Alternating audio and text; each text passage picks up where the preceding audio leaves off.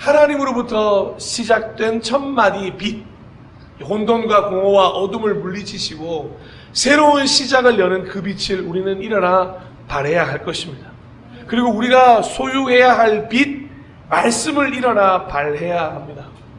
당연히 말씀의 통로가 되어야 되고 더 많은 말씀을 축적하여 더 많이 전해야 하고 더 큰 확신을 가짐으로 더욱 강력한 발길을 바라는 우리가 되기를 다시 한번 진심으로 소망합니다. 그리고 오늘 이어지는 세 번째 이야기는 마태복음 5장 16절로부터 좀 시작을 해야 할 것 같습니다. 마태복음 5장 16절. 이와 같이 너희 빛을 사람에게 비추어서. 자, 이제 성경에서 빛만 나오고 비추라만 나오면 바로 길을 쫑긋 여는 거죠. 그들이 너희의 착한 행실을 보고 하늘에 계신 너희 아버지께 영광을 돌리게 하여라. 아멘. 자, 빛에 대해서 아주 구체적으로 설명하고 있는 복음서에 예수님이 친히 하신 말씀, 그 빛이 뭐다? 우리들의 착한 행실이라고 말하고 있다는 겁니다. 자, 우리가 가진 빛을 비춰야 되는데 그건 바로 우리의 착한 행실이다라고 예수님이 말씀해 주고 계신다는 거죠. 그리고 그 착한 행실을 통하여 하나님 아버지께 영광을 돌리게 된다. 즉 앞으로 우리에게 축복하신 겁니다. 그리스도인들 너희들의 착한 행실을 통해서 하나님 아버지가 영광 받는 날이 오게 될 거야. 대충 이렇게 얘기하면 여기서부터 마음이 꼬여가지 않겠습니까? 나는 착하지 않은데 어떻게 착하지 않은 나에게로부터 착한 행실이 나올 수 있을까? 가장 먼저 여기서 말하는 착한 행실이란 단어는 하나님이 보시기에 착하다는 전제가 필요합니다. 그래야 하나님으로부터 온 착한 행실인 것을 알고 하나님께 영광을 돌리게 되는 것이죠. 자, 그 행실이 어디부터 오냐? 도덕에서부터 오냐? 양심에서부터 오냐? 배움에서부터 오냐? 학습에서부터 오냐?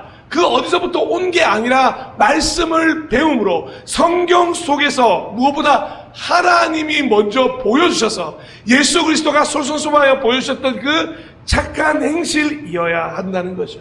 그리고 하나님 앞에서 그게 언제라도 보시기에 좋은 모습이어야 한다는 거예요. 마치 이 땅의 모든 것이 창조될 때 무슨 말씀으로 마무리되었습니까? 하나님이 보시기에 좋았더라부터 시작해서 인간까지 이르면 심히 좋았더라까지. 할렐루야. 이렇게 우리의 모든 행실이 주님 보시기에 좋고 심히 좋은 그 행실, 그것을 착한 행실이라고 말씀드릴 수 있다는 거죠. 제가 언제 이 욕이라는 단어에 대해서 정의를 말씀드린 적이 있으십니까? 기억나십니까? 저에게 욕이 뭐냐? 당신은 욕이 뭐라고 생각하십니까? 라고 물어본다면 저는 부모님께 쓸 수 없는 모든 말을 욕이라고 생각합니다. 부모님 앞에서 쓸 수 있는 말이라면 그건 올바르지, 부모님 앞에서 쓸 수 없는 말이라면 그건 올바르지 않은 말이기 때문입니다. 한번 생각해 보십시오.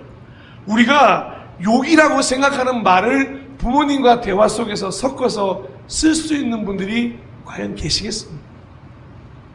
아마 대부분의 자녀들은 가능하면 친구들과 쓰는 용어를 부모님과 섞어 쓰지 않을 겁니다. 왜냐? 부모님에게는 마땅히 그것들이 이상한 단어로 들릴 때가 많이 있기 때문이겠죠.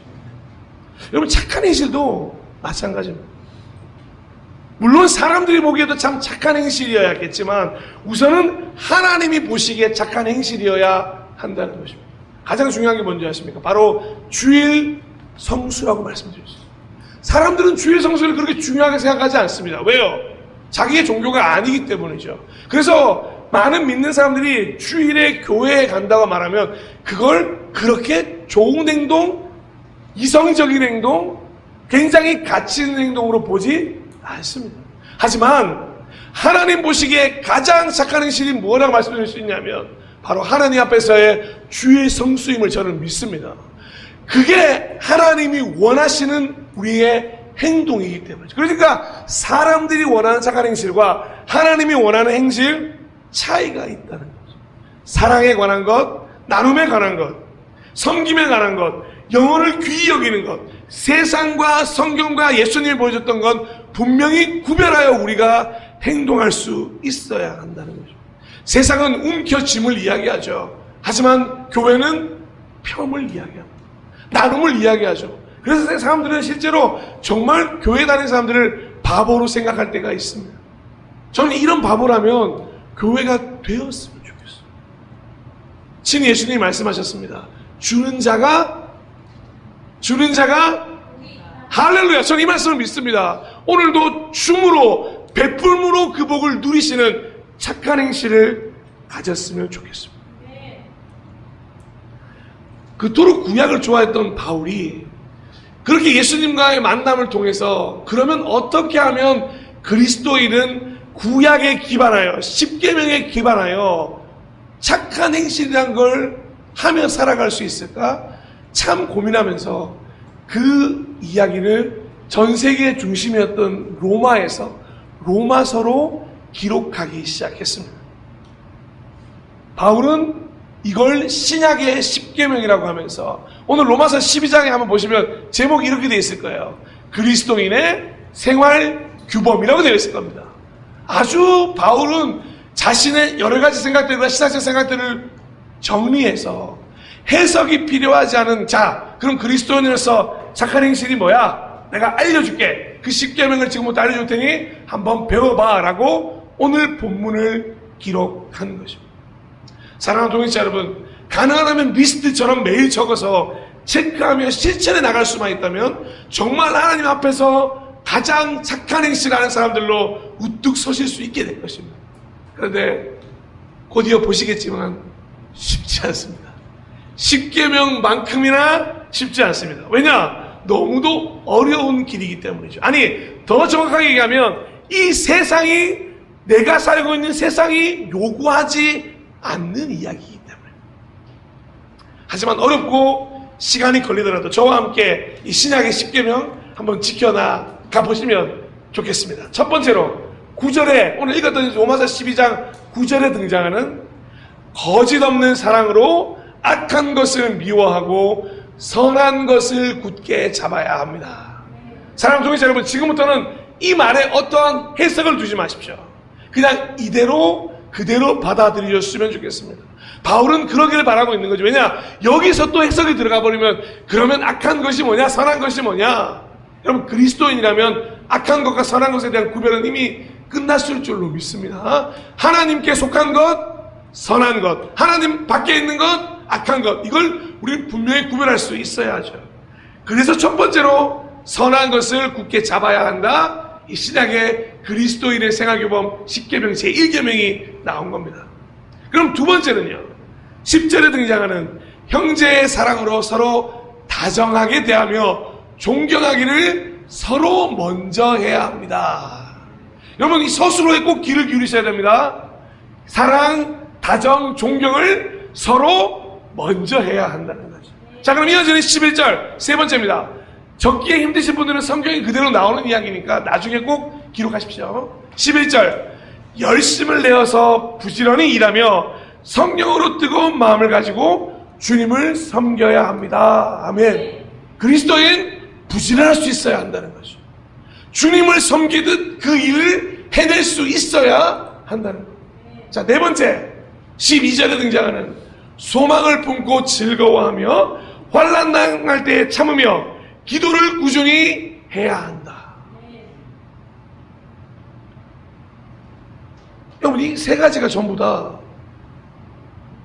다음 세대들한테는 도전일 겁니다. 소망 없는 시대에, 즐거워할 것 없는 시대에 환난을 당하면 내가 왜 참아야 됩니까? 참으면 호구가 되는 거예요. 똑같이 참지 못하는 시대.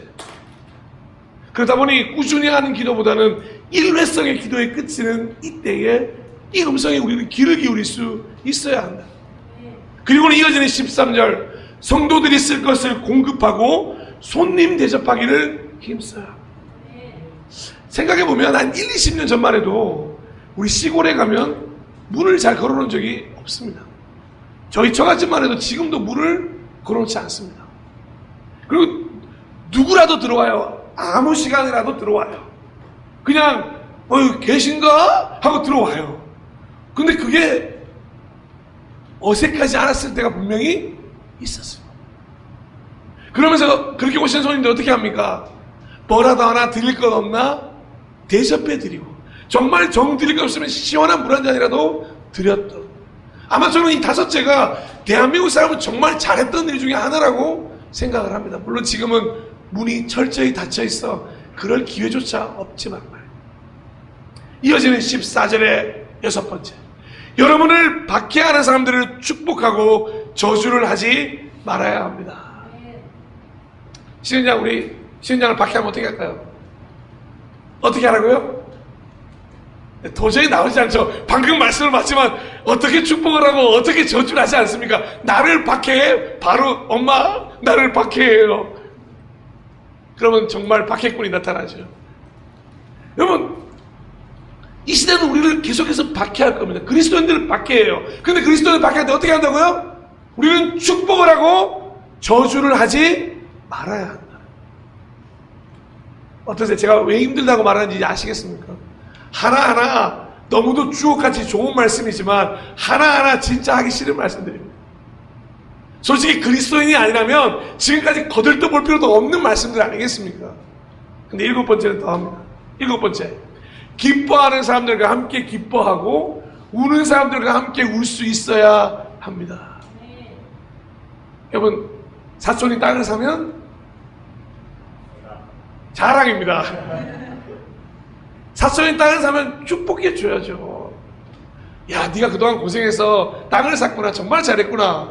그런데 우리는 어떤 마음일까요? 사촌이 땅을 사면 횡령했나? 뭔가 탈세했나? 배 아파. 괜히 안 먹었는데 배 아프고, 여러분, 기뻐하는 사람들과 함께 기뻐하는 거 굉장히 중요합니다. 왜냐? 이건 내 상황을 완전히 뛰어넘어 그의 기쁨 가운데 동참할 수 있어야 되거든요. 우는 사람들은 어떻습니까? 여러분, 주변에 우는 사람들이 있다면 그분의 손을 붙잡고 함께 울어주실 수 있겠습니까? 그리스도인은 그래야 한다는 거죠. 그게 하나님 보시기에 착한 행실이라고 바울은 정리하고 있는 겁니다. 자, 8번째, 16절로 갑니다. 서로 한 마음이 되고 교만한 마음을 품지 말고 비천한 사람들과 함께 사귀고 스스로 지혜 있는 채 하지 않는 삶을 살아야 합니다.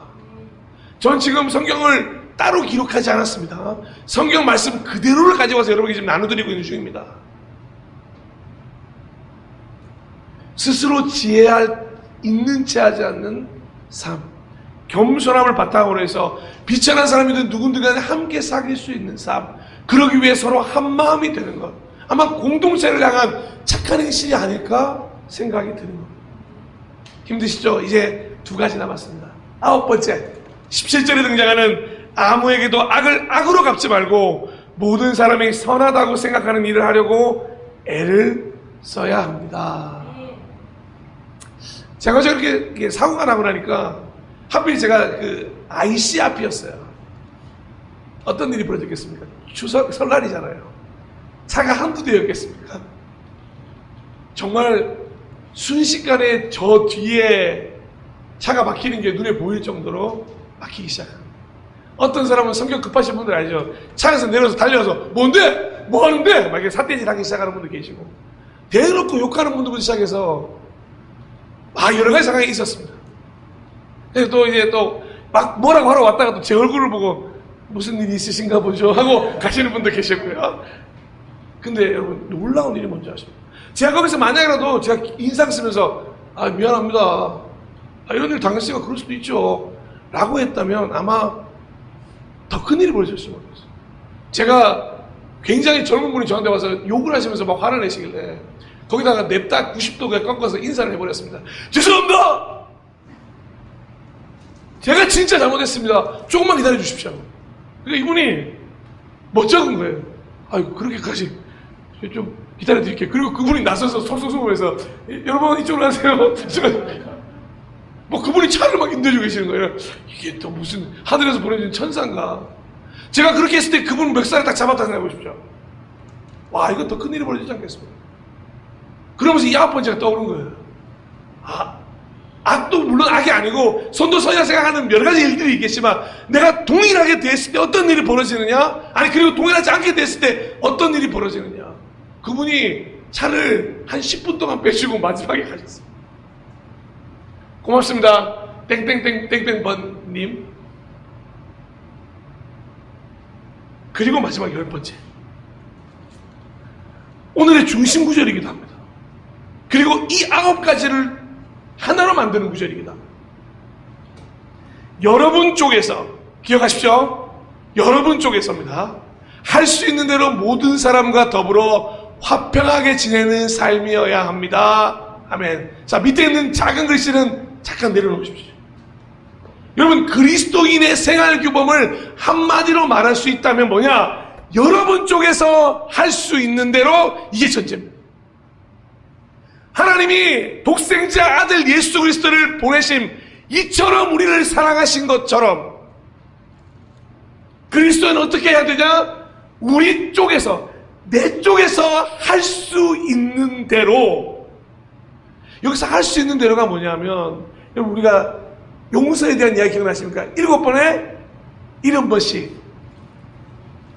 할 수 있냐 못하냐 가능성에 대한 이야기 나올 때 언제나 이걸 기억하시면 됩니다.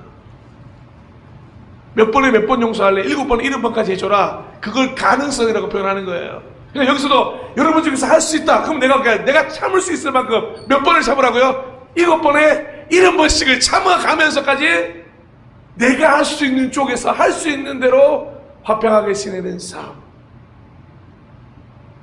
저는 예수님이야말로 이걸 진짜 실천하심으로 우리에게 보여주셨던 정말 대단한 인내의 사람이라고 생각을 합니다. 예수님이니까 그러셨겠지. 마지막 십자가를 지키기까지 제자들은 도망친 상태였고, 수제자라는 녀석은 자신을 배신하고 있었고, 자기를 도와줬던 수많은 사람들은 아무것도 할 수 없이 그저 울고만 있어야 했던 그때까지도 참아 견디셨죠.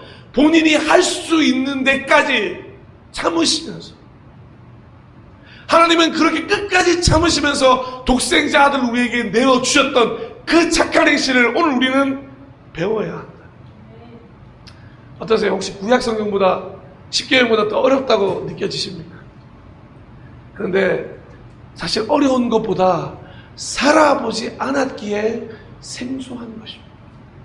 그러니 여러분, 일어나 빛을 발하기 위해서 이 착한 행실을 배운 우리는 반드시 이 삶을 시작할 수 있어야 한다. 2026년 어떻게든 내가 이 그리스도인의 생활규범, 이 10계명을 내가 한 가지, 두 가지, 세 가지, 네 가지 지켜나가겠노라. 그게 우리가 일어나 빛을 발하는 저 뼈에 합당한 삶을 사는 것이라는 거죠. 그게 예수 그리스도를 닮아가는. 무엇보다도 오늘 설날 연휴가 시작되지 않았습니까? 누구에게부터 해보면 되겠습니까? 오랜만에 만난 친지들로부터, 가족들로부터 이 10계명을 한번 실천해 보십시오. 여러분, 설 연휴 쉽지 않은 분들이 있지 않습니까? 그런 분들에게 이 10가지 계명을 기억하고, 그래, 내 쪽에서 내가 할 수 있는 대로 최대한 화평한 연휴를 보내보자 결단하고 다짐하심으로 정말 그렇게 설 연휴가 평안 가운데 지나가시기를 진심으로 축복합니다. 자, 이렇게 착한 행실이라고 말씀드린 걸 그러면 어떻게 표현할 수 있냐? 이게 하나님께서 인정해 주시는 바로 그 유명한 거룩한 삶입니다. 저희가 요한복음을 통해서 수요예배 때 미리 나눴습니다만, 이 거룩한 삶이라는 게 뭐냐면 세상에 살되 세상에 속하지 않는 삶입니다. 오늘 제가 광고 대신에 뉴스를 하나 보여드렸지 않습니까? 저 뉴스에서 오늘 나왔던 단어 중에 강소교회라는 말이 있습니다. 옛날에는 대형교회, 소형교회, 개척교회 이렇게 나눴습니다만, 이제는 트렌드별로 시작해서 이름을 바꾸는 거죠.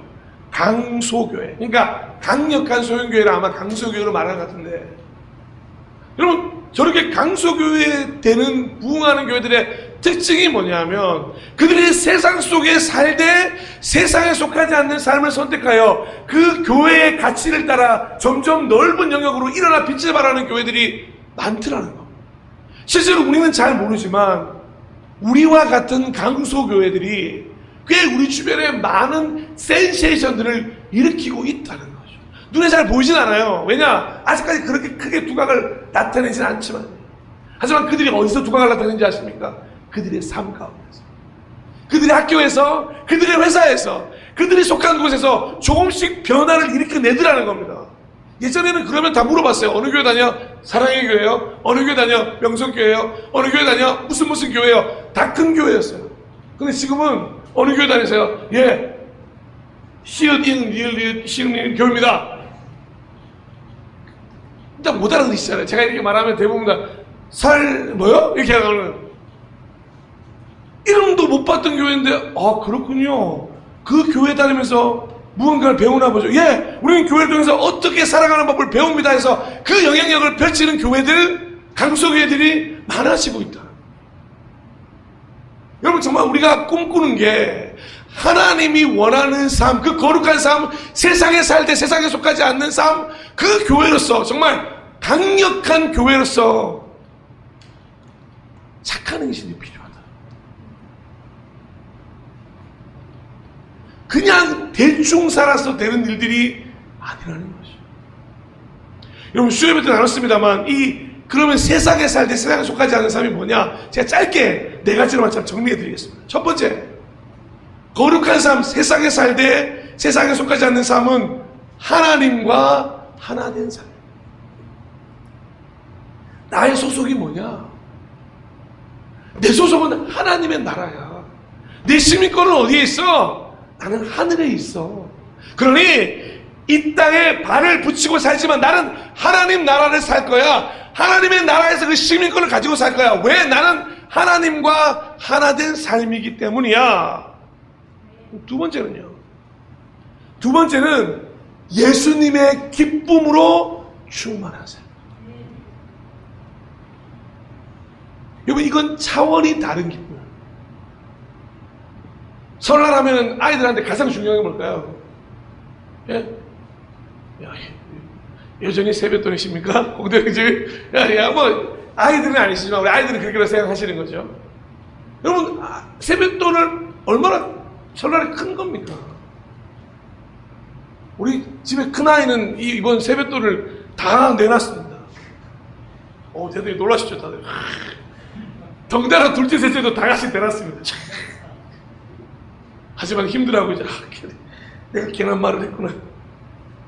여러분, 우리가 삶에서 이 설날이라고 하는 그 삶에서 주어지는 그 세뱃돈이라고 하는 기쁨이 얼마나 충만합니까? 사실 대단한 일이잖아요, 이거. 아이들한테는 이거 뺏으면 큰일 나잖아요. 근데 예수님한테 그렇게 어느 절기에 무엇으로 인해 주어지는 어떤 원인을 가지고 주어지는 이야기가 아니라 하나님 한 분으로부터 오는 근원적인 기쁨, 하나님 안에 속했기 때문에 주어지는 기쁨, 변치 않는 구원에 대한 기쁨, 나라는 존재가 하나님의 영광이 될 수 있다는 그 기쁨, 그 예수님의 기쁨으로 충만한 삶이 거룩한 삶이고 착한 행실이 될 수 있다는 것. 세 번째는 뭔지 아십니까? 세 번째는 말씀대로 살기에 세상이 미워하는 삶.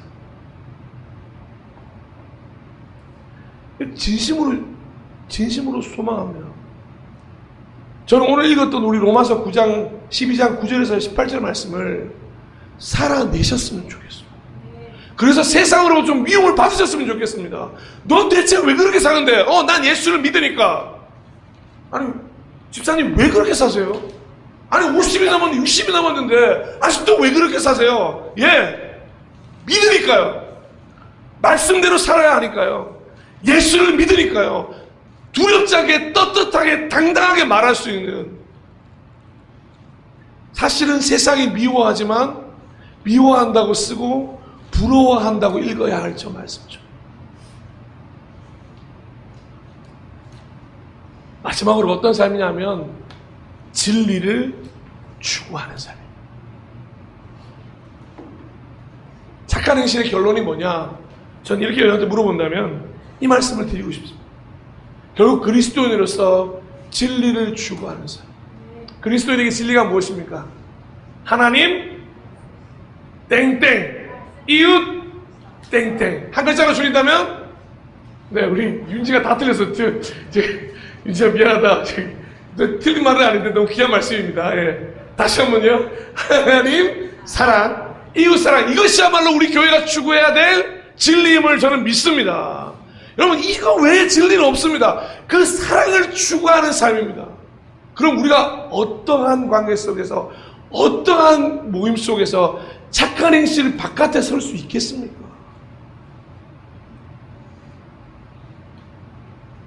우리는 존재의 목적이 완전히 다른 사람. 말씀을 정리하겠습니다. 오늘 구체적으로 일어나 빛을 발하는 우리 모두가 배웠으면 하는 그리스도인의 착한 행실이 있습니다. 그런데 그 착한 행실이 마지막에 결론 짓기 위해서는 반드시 그 삶을 하나님께 드려야만 합니다.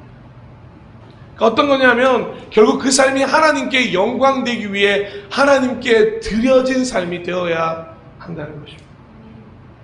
날 위해서, 누군가에게 칭찬받기 위해서, 내 삶 속에서 아주 좋은 이야기를 듣기 위해서 그런 삶을 살아야 되는 게 아니라 하나님의 영광이 되기 위해 우리의 삶을 기꺼이 드리는 그 결과가 마지막으로 있어야 한다는 거죠.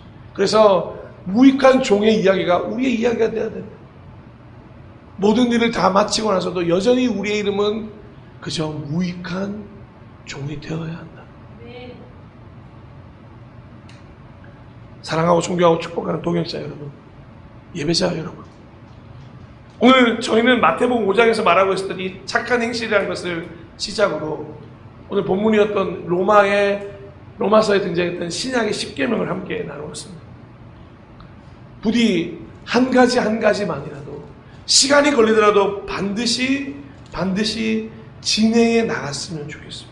그래서 여러분의 삶을 볼 때 거룩한 삶이요, 세상에 살되 세상에 속하지 않는 삶이라는 이야기를 들으셨으면 좋겠습니다. 그래서 여러분을 볼 때마다 하나님과 하나 되는 삶, 예수님의 기쁨으로 충만한 삶, 말씀대로 살기에 세상이 미워하는 삶, 진리, 그 사랑을 추구하는 삶이다, 누구든지 알 수 있도록 여러분 그렇게 일어나 빛을 발하지 않으시겠습니까?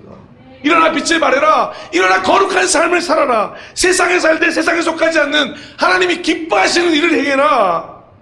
이 작은 행함들이 모여서 수많은 영혼들이 바로 여러분을 통해서, 바로 나를 통해서 하나님께 영광 돌리게 되는 그런 착한 행실을 살아내는 우리 모두가 되시기를 진심으로 축복합니다. 우리 그런 마음으로 이 시간 찬양팀과 함께 내 삶 드리리라는 고백을 했겠는데, 이렇게 모든 착한 행실들 하나하나 모여 주님 우리 삶을 받아 주시옵소서, 이런 삶을 주님께 올려드립니다 결단하는 시간이 되었으면 좋겠습니다.